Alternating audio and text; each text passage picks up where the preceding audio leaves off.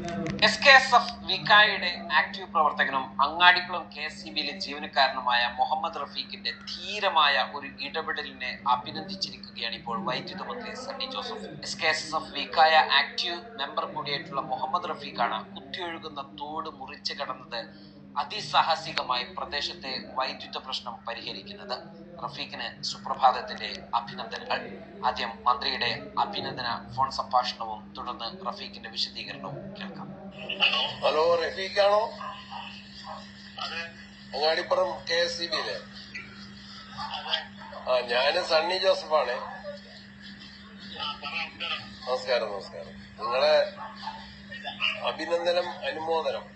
വളരെ നന്നായിട്ട് വർക്ക് ചെയ്ത കാര്യം ഞാൻ അറിഞ്ഞു. പുഴ കടന്ന് അവിടുത്തെ കണക്ഷൻ ശരിയായി കൊടുത്ത് വളരെ നന്നായി. നിങ്ങളുടെ KSEB ജീവനക്കാർക്ക് മാതൃകയാണ്. നാട്ടുകാർക്ക് വളരെ സന്തോഷമുണ്ട്, നന്ദിയുണ്ട് കേട്ടോ. ശരി, ഓക്കെ, നമുക്ക് കാണാം. അങ്ങാടിപ്പുറം KSEBിൽ രാവിലെ സൺറൈസ് മീറ്റിംഗ് കഴിഞ്ഞതിന് ശേഷം വലമ്പൂർ ഭാഗത്തേക്ക് ജോലിക്ക് നിശ്ചയിക്കപ്പെട്ട നിജീഷ് കുമാറും ഞാനും ചാത്തോലിക്കുണ്ട് ഭാഗത്ത് സപ്ലൈ ഇല്ല എന്നുള്ളൊരു പരാതി ലഭിച്ചതിന്റെ അടിസ്ഥാനത്തിൽ അങ്ങോട്ട് പോവുകയും ഞങ്ങൾ ട്രാൻസ്ഫോമർ ചെന്ന് നോക്കുന്ന സമയത്ത് അതിൽ DO ഫ്യൂസ് പോയതായിട്ട് മനസ്സിലാക്കുകയും അങ്ങനെ ട്രാൻസ്ഫോമർ പൂർണ്ണമായിട്ടും ഓഫ് ചെയ്തു. എർത്ത് ചെയ്തതിനു ശേഷം മുകളിൽ കയറി DO ഫ്യൂസ് കെട്ടി താഴെ ഇറങ്ങി എർത്തിങ് കാര്യമൊക്കെ ഒഴിവാക്കിയതിനു ശേഷം ട്രാൻസ്ഫോമർ ചാർജ് ചെയ്ത് നമ്മള് ഒരു ഫ്യൂസ് ഇട്ട് നോക്കുന്ന സമയത്താണ് മനസ്സിലാകുന്നത് അതില് ലൈൻ ഷോർട്ട് ആണ് എന്നുള്ളത്. അങ്ങനെ ആ ലൈൻ ഷോർട്ട് ഉള്ളത് കാരണത്താൽ ചാർജ് ചെയ്യാൻ പറ്റിയില്ല. ഞങ്ങള് നിറയെ പാടവും അതുപോലെ തന്നെ പറമ്പും മൊത്തത്തിൽ വെള്ളം കയറി നിൽക്കുന്ന അവസ്ഥ ഉണ്ടായിരുന്നത്.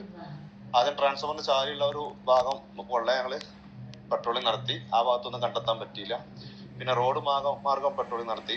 അതിലും ഒന്നും കണ്ടെത്താൻ പറ്റിയില്ല. ശേഷം ഒരു കുത്തിവെക്കുന്ന ഒരു ചെറിയ തോടുണ്ട്. ആ തോടിന് ചേർന്നിട്ട് മുകളിലോട്ടിലേക്ക് പോകുന്നുണ്ട്.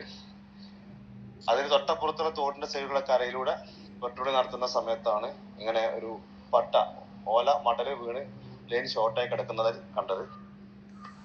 അപ്പൊ ഞങ്ങൾ ബൈക്കിലാണ് ആ സൈറ്റിൽ എത്തിയിട്ടുള്ളത്.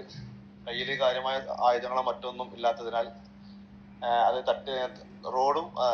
തോടും അതുപോലെ തന്നെ പാടവും നിറഞ്ഞു നിൽക്കുന്നതിനാൽ, വെള്ളം കൊണ്ട് നിറഞ്ഞു നിൽക്കുന്നതിനാൽ ഞങ്ങൾക്ക് അങ്ങോട്ട് എത്തിപ്പെടാൻ സാധിച്ചില്ല.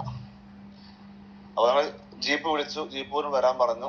ജീപ്പിലുണ്ടായിരുന്ന തോട്ടി ഉപയോഗിച്ച് തട്ടി മാറ്റാൻ ശ്രമിച്ചപ്പോൾ തോട്ടി അതിലേക്ക് എത്തുന്നില്ല. ശേഷം തൊട്ടപ്പുറത്തെ മുറ്റത്തുനിന്ന് കോണി എടുത്തിട്ട് ഒരു മതിലിന്റെ മുകളിൽ വെച്ച് തോട്ടിലേക്ക് കോണിയുടെ ഒരു അറ്റം നീട്ടി വെച്ച് അതിന്മേൽ കമന്ന് കിടന്നിട്ട് നീട്ടിയിട്ട് തോട്ടി കൊണ്ട് തട്ടി മാറ്റാൻ ശ്രമിച്ചു.